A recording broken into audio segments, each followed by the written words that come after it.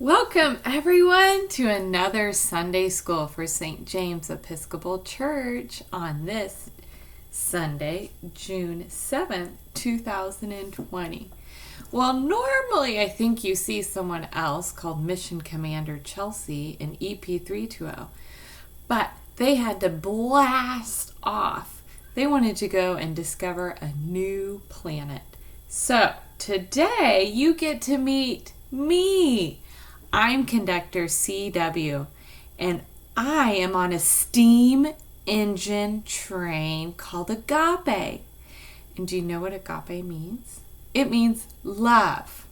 And you're going to see so much more of me at our Vacation Bible School. And I'll talk about that for a little bit once our lesson is done today.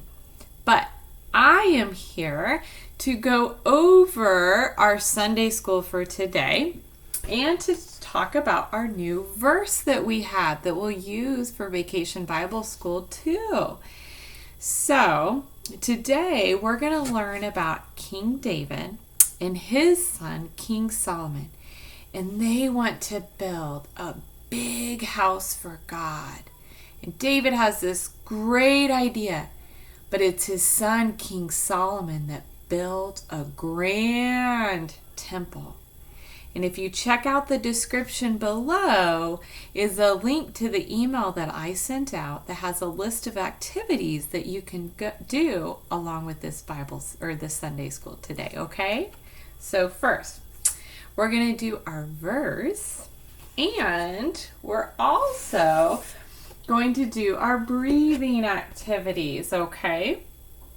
So what we're going to do is when we land, if I can point to it correctly, when we land on the word Christ, we're going to kind of breathe it in and out like this.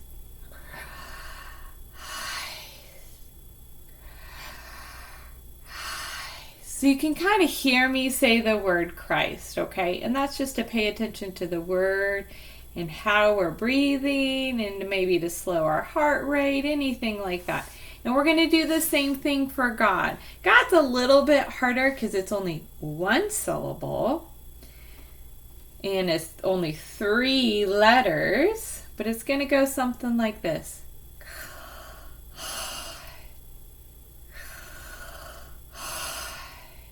Okay, all right. I know it sounds kind of silly, but that's okay. Silliness is more fun, I think. Okay, so our verse today, I'm going to read it loud and slow. I pray that you, being rooted and established in love, may have power together with all the Lord's holy people to grasp how wide and long and high and deep is the love of 2 more times.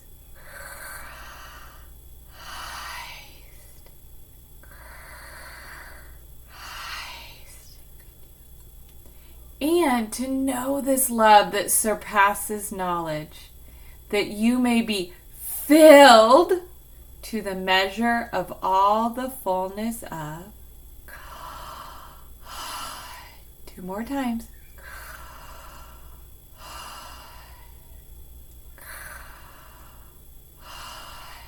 Good job.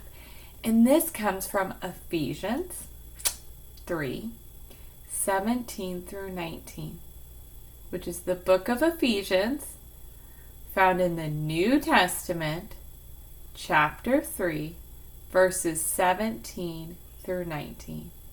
Bonus points if you remember our other verse came from Ephesians chapter 3, verse 20. Which means these are the 3 verses right before our last phrase that we used in our Vacation Bible School last year. Okay, so now I'm going to read our story about King David and King Solomon and what exactly did they build for God.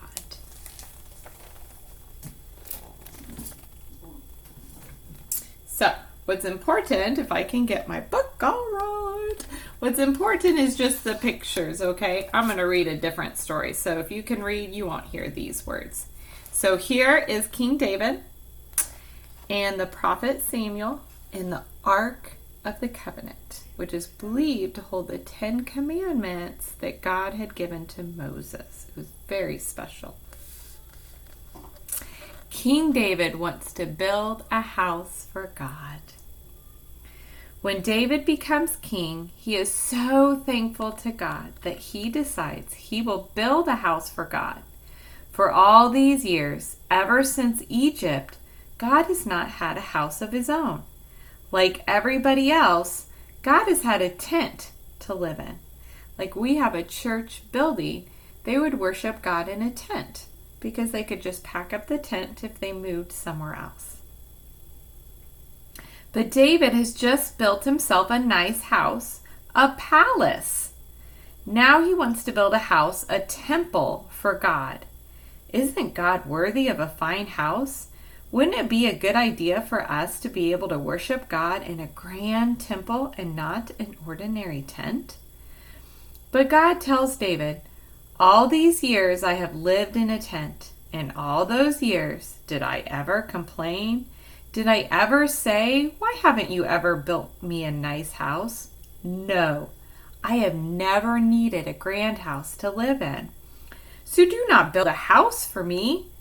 Then God says, but David, instead of you making me a house, I will make you a house. Actually, I will make of you a house, with you and your children and your children's children. I will turn your family into the house of David, and not you, but your son will build a house for me, and I will build a kingdom for him. His kingdom will last forever and ever. And so the house of David was born. Many years later, the house of David brought forth a little baby whose name was Jesus. And his kingdom does last forever, even though it was not the same kingdom that David had in mind. Okay, now we get to read about his son Solomon.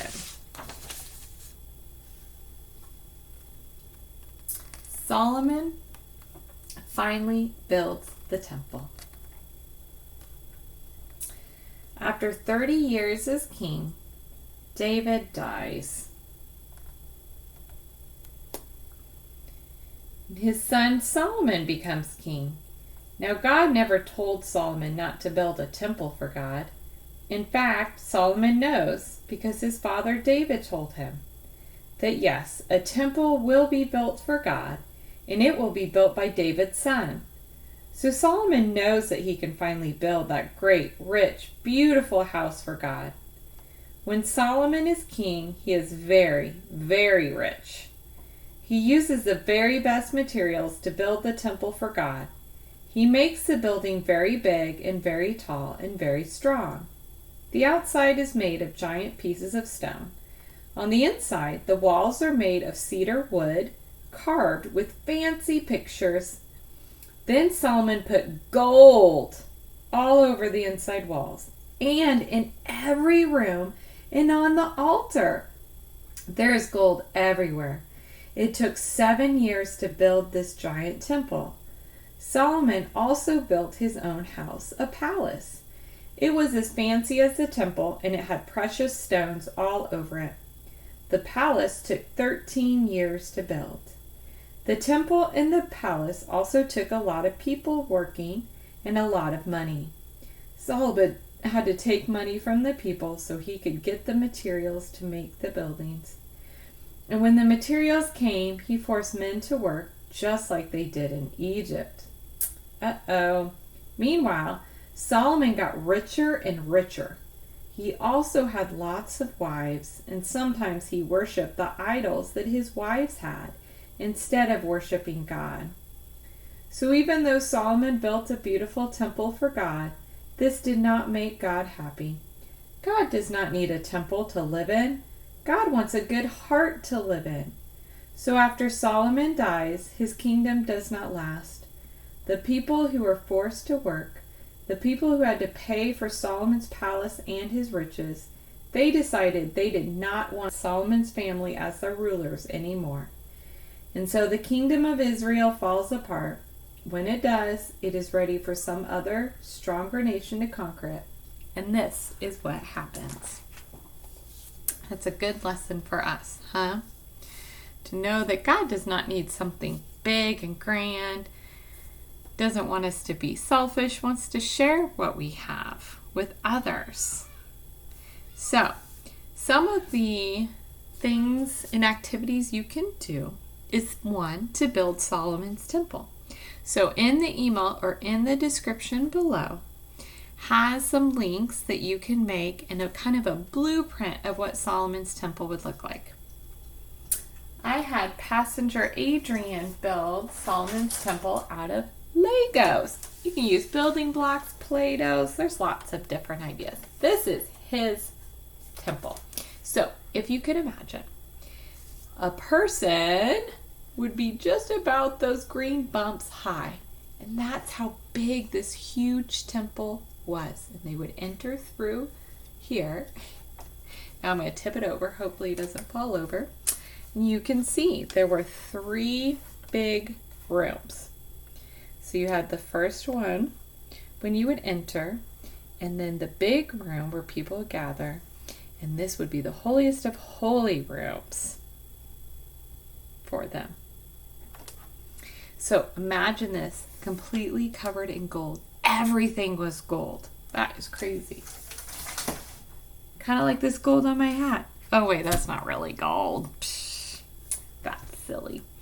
So another part is that in our story today, God said, I don't need you to build me a house. I will make you, build you a house. Which he was talking about the people that would come after him. Well, we have a little house that we made for God's house. And inside is where you can color before you put it together what you would put in God's house, what you would like to put in God's house. There's no right or wrong answers. Passenger Julian, he actually used watercolor paint on this.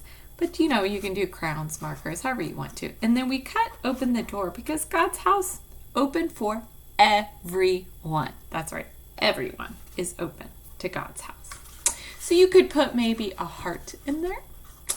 You could draw pictures of your friends or your family. You could put food in there. You can put whatever you want. You could put maybe your games in there, your pets, bugs, dinosaurs, whatever you want. Whatever you would like to put in God's house. You can be as creative as you want to. Another activity is, you all know how much I love my stained glass, right? So of course I had to do stained glass, but I did it a bit differently. And so we have the Star of David that you can make, and this is from Passenger Tristan, who made this. And he made it with popsicle sticks, his Star of David, and we glued on these tissue papers, and you can make it into a little ornament and hang up, and you can fill in the middle space. He just chose not to. But if you don't have popsicle sticks or you don't want to, we have lots of sticks in our yard. So we made one out of sticks, and it was pretty easy too. Parents, if you have a hot glue gun, it goes a little bit faster, but you still can use regular glue. And we just used tissue paper or whatever clear kind of paper that we had as well. So that's another fun activity to do. Well, friends, we're about to say goodbye.